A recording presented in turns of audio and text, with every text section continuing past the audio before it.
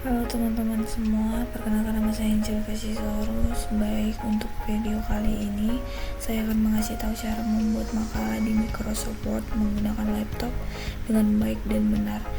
Dan sebelum langkah mengetik, kita atur dulu format untuk makalahnya seperti ukuran, margin, spasi, dan ya pastikan format tersebut sesuai dengan pedoman resmi yang dikeluarkan oleh instansi atau lembaga pendidikan tempat teman-teman menuntut ilmu.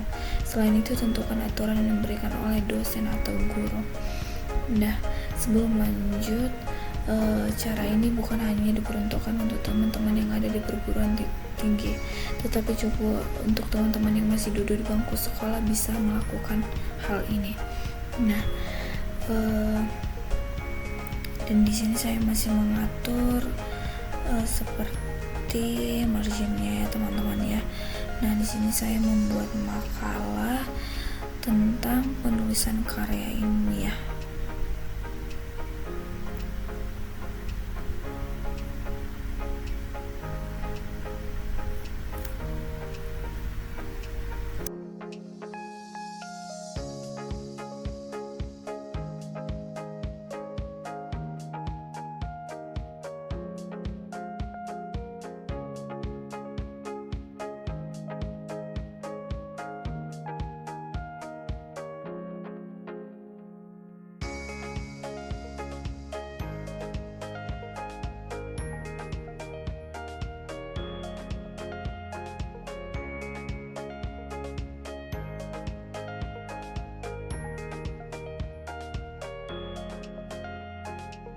Nah, lanjut di sini topik saya itu topik dan masalah dalam tulisan ilmiah.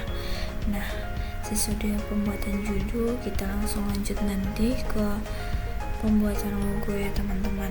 Nah, logo ini bisa menyesuaikan teman-teman. Saya sedang kuliah di kebetulan saya sedang kuliah di Universitas Negeri Medan, jadi saya memakai logo Unimed ya teman-teman ya. Jadi kita buka picture, lalu kita ambil logo yang sesuai yang kita perlukan. Setelah itu kita tinggal atur saja ukuran sesuai dengan kebutuhan ya teman-teman ya.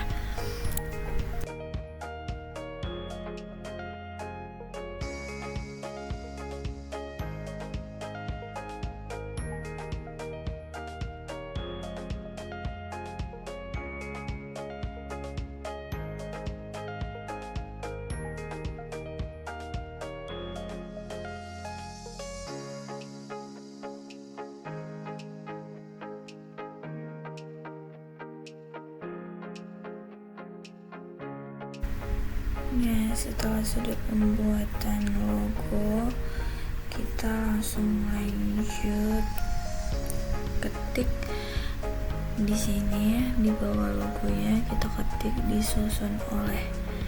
Nah, di situ teman-teman bisa menyesuaikan sama nama-nama teman-teman sendiri ya. Nah, di sini saya buat aja biodata saya seperti nama, NIM, kelas, dan mata kuliah.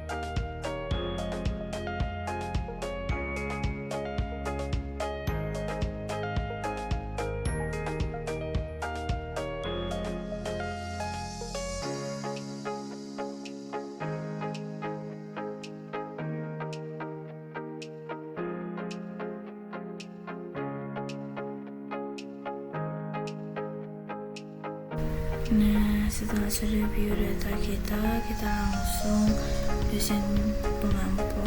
Ini bisa kalian sesuaikan saja sama bisa dosen pengampu, bisa juga guru. Nah, di sini saya buat dosen pengampu saya sesuai mata kuliah saya, teman-teman. Nah, setelah nanti sudah selesai dosen pengampu, saya di sini membuat prodi saya dan fakultas saya dan universitas saya dan tahun pembuatan makalah tersebut. Nah, setelah lanjut kita masuk ke lembar yang baru, kita masuk ke kata pengantar. Nah, sebelum itu saya ngatur dulu spasinya ya, teman-teman. Nah, saya di sini ketik kata pengantar. Nah, di sini dalam kata pengantar ini berisikan ucapan syukur kepada Tuhan Yang Maha Esa dan juga berterima kasih kepada pihak-pihak yang sudah membantu dalam proses pembuatan makalah. Selain itu juga kita pengantar berisi harap-harapan penulis. Oh ya, jangan lupa pada bagian bawah sebelah kanan pengantar itu diketikkan tempat dan tanggal dibuatnya makalah tersebut. Kalau teman-teman membuat nama penulis juga bisa disesuaikan saja ya, teman-teman.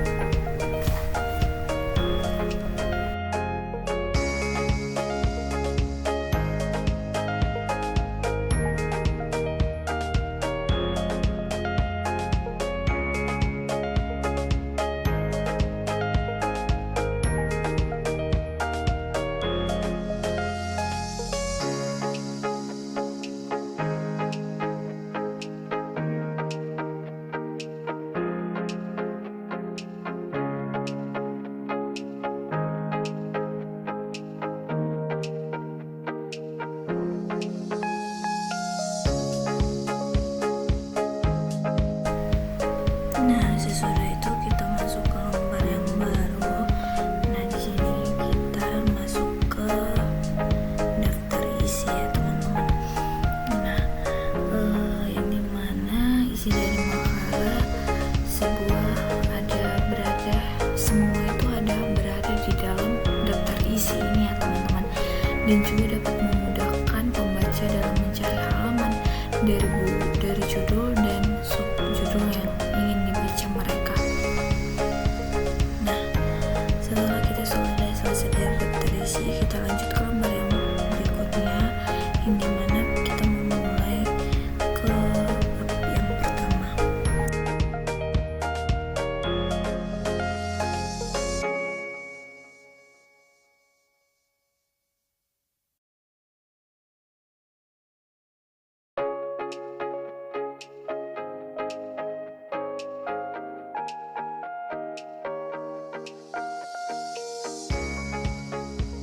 Saya sudah memetikkan bab 1, yaitu pendahuluan, yang dimana dari bab 1 ini terdiri dari beberapa subbab, yaitu latar belakang, rumusan masalah, dan tujuan ya, teman-teman.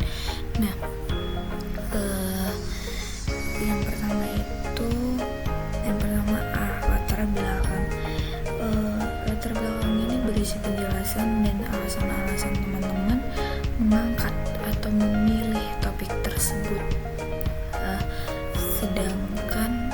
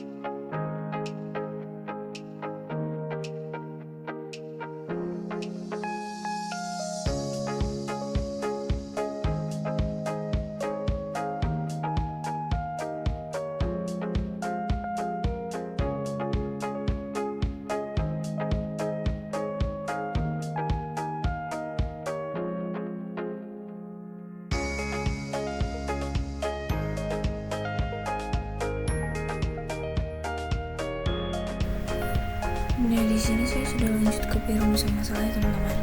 Nah, di dalam perumusan masalah ini berisi tentang pertanyaan-pertanyaan yang nanti dijelaskan di bagian pembahasan maupun di saat di dalam presentasi ya. Dan sedangkan tujuan ini harus sesuai dengan rumusan. Contohnya ada 3 rumusan masalah nih, dan harus ada tiga juga tujuannya, begitu ya teman-teman. Dan lanjut dan ini saya sudah lanjut ke lembar yang baru, yang dimana di sini udah bab yang kedua ya teman-teman. Nah, di sini saya sudah lanjut ke bab 2, yang dimana di bab 2 ini ada pembahasannya. Nah, setiap bab harus ada di lembar baru ya teman-teman. Jadi yang dibahas di sini itu uraian pokok, yang dibahas judul yang diangkat. Selain itu, dalam pembahasan sering disebut bagian diskusi, karena bagian ini kita mendiskusikan atau mempresentasikan hasil penelitian yang kita buat. Nah, sama seperti bab 1. Selain di bab 1, pendahuluan pada bab pembahasan ini harus membuat data dan fakta ilmiah yang mendukung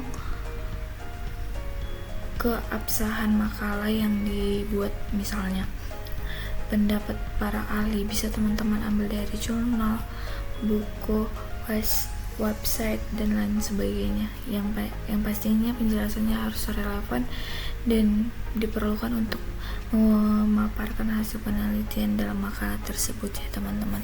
Dan di sini aku agak percepatkan biar nggak banyak makan waktu juga.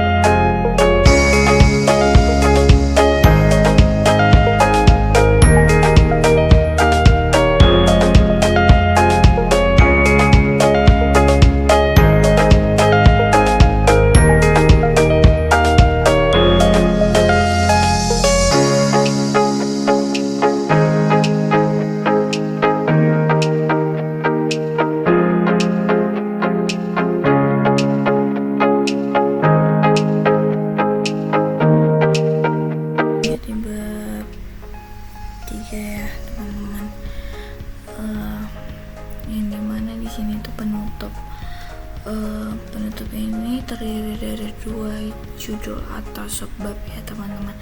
Yang pertama itu kesimpulan dan saran. Untuk kesimpulan, teman-teman bisa ambil saja poin-poin penting dalam pembahasan itu, dalam pembahasan makalah ya teman-teman. Nah, sedangkan untuk sub berikutnya yaitu saran, yang dimana isinya itu tentang saran yang disampaikan penulis atau si pembuat makalah sesuai judul atau tema makalah yang dibuat si penulis.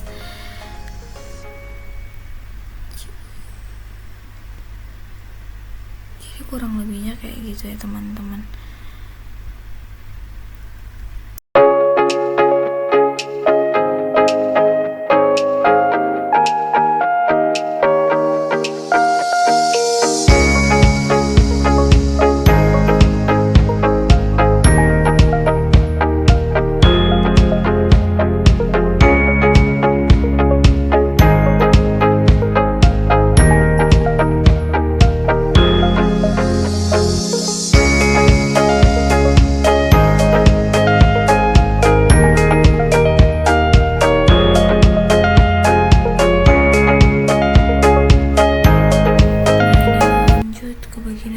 Yaitu daftar pustaka. Daftar pustaka yang dimana sumber yang menjadi referensi atau rujukan dalam pembuatan makalah. Sumber ini tidak terbatas pada buku saja, tapi bisa juga dari media lainnya seperti jurnal, hasil wawancara dan lain-lain sebagainya ya teman-teman. Nah di sini aku tinggal salin aja ya. Oke, kurang begitulah hasil pemaparan pembuatan makalah dari saya. Semoga teman-teman bisa terbantu. Sekian dari saya. Terima kasih.